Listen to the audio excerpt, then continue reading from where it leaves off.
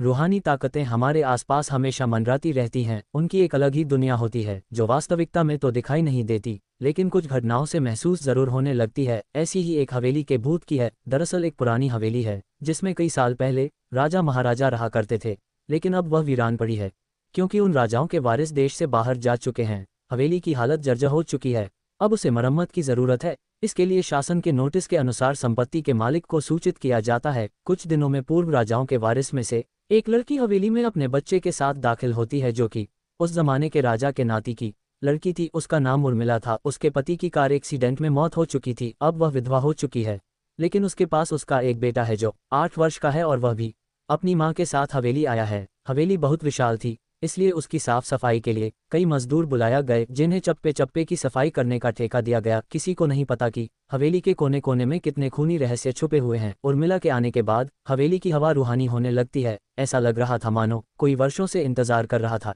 इस हवेली के वारिस का। एक रात उर्मिला अपने कमरे में अपने बच्चे के साथ सो रही होती है। अचानक उसके खिड़की से एक पक्षी टकरा कर मर जाता है। ये घटना अपने आप में असामान्य थी। पक्षी टकराते ही उर्मिला की नींद खुल जाती है और जब वह लाइट जलाकर देखती है तो डर से चीखने लगती है, क्योंकि उस कमरे की खिड़की से एक पक्षी फंसा हुआ था और उसके शरीर से खून की बूंदें फर्श पर गिर रही थी। नज़ारा इतना भयावह था कि वह अपने बच्चे को उठाना नहीं चाहती थी, लेकिन उर्मिला हिम्मत करके उस पक्षी को खिड़की से बाहर फेंक देती है।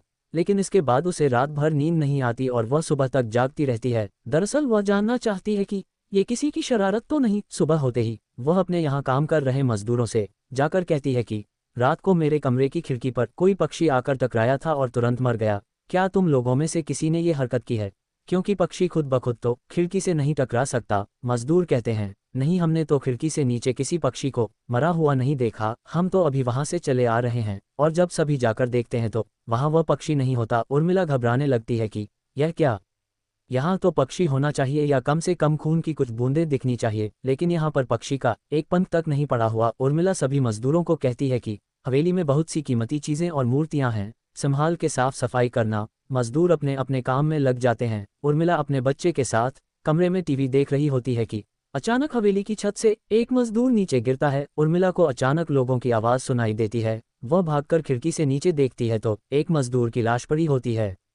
उर्मिला कमरे से नीचे आती है और इसके गिरने का कारण पूछती है। लोगों के जवाब अलग अलग होते हैं। कोई कह रहा होता है कि इसने खुद आत्महत्या की है और कोई कह रहा था कि ये गलती से गिर गया है। सभी के दावे अलग थे, लेकिन उर्मिला को कुछ अनकही बातें सुनाई दे रही थी। उर्मिला के कान में अचानक एक आहट के साथ आवाज आती है, अपने बच्चे को बचा सकती है तो बचा ले। उर्मिला ये वाक्य सुनते ही अपने कमरे की तरफ भागने लगती है, क्योंकि कमरे में उसका बच्चा अकेला टीवी देख रहा होता है। जैसे ही उर्मिला कमरे में पहुंचती है तो उसका बेटा खिड़की से कूदने वाला ही होता है कि उर्मिला उसका पैर पकड़ लेती है और वह खिड़की से लटक जाता है। उर्मिला पूरी ताकत से उसे ऊपर खींचती है, लेकिन बच्चा फिर भी कूदने की जिद कर रहा होता है। उर्मिला किसी कदर अपने बच्चे को काबू में करती है और कमरे के बाहर आ जाती है और वह मजदूरों से पूछती है, बताओ क्या है इस हवेली में, क्योंकि ये बच्चा तो ऐसा नहीं कर सकता और अभी यह सब जो हो रहा है कुछ अलग ही चल रहा है।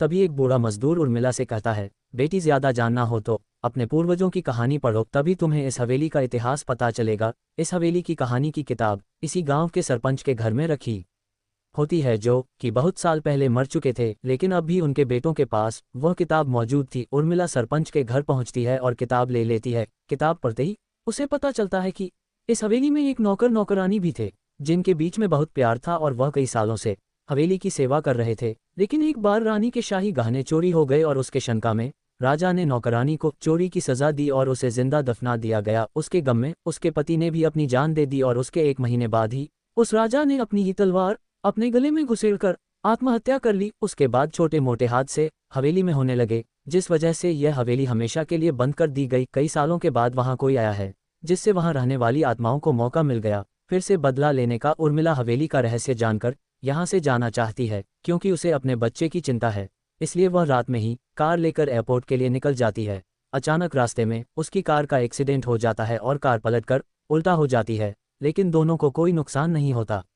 उर्मिला अपने बच्चे को बाहर निकाल लेती है और सुनसान सड़क पर भागने लगती है। रास्ते में उसे एक कार आते दिखाई देती है और कार रोकने के लिए उर्मिला सड़क के बीच में खड़ी हो जाती है और अपनी मदद के लिए चिल्लाने लगती है। तभी अचानक कार वाला आकर कार का ब्रेक लगा देता है। उर्मिला पास जाकर देखती है तो उसकी हिम्मत बढ़ जाती है क्योंकि यह एक पुलिस ऑफिसर होता है। उर्मिला हड़बड़ाहट में उसे अपनी बात कहती है और रोने लगती है। पुलिस ऑफिसर उन्हें अपनी गाड़ी में बैठने को कहते हैं और रोड में जाने लगते हैं। रास्ते में एक बूढ़ा सड़क पर जा रहा होता है और इनकी कार के सामने आते ही रोड पर गिर जाता है। पुलिस ऑफिसर गाड़ी से उतरकर उस व्यक्ति को देखते हैं। बूढ़ा व्यक्ति बेहोश हो चुका था। पुलिस ऑफिसर उसे गोद में उठाकर अपनी गाड़ी में पीछे बैठा देता है और अस्पताल के लिए चलने लगते हैं। अचानक उस बूढ़े व्यक्ति का हाथ पीछे से पुलिस ऑफिसर की गर्दन तक पहुंच जाता है। पुलिस ऑफिसर छटपटाने लगते हैं और अचानक गाड़ी का ब्रेक लगा देते हैं। गाड़ी की स्पीड कम होने की वजह से कार वहीं खड़ी हो जाती है और ऑफिसर अपनी गन निकालकर बूढ़े की तरफ निशाना लगाकर गोली चला देता है।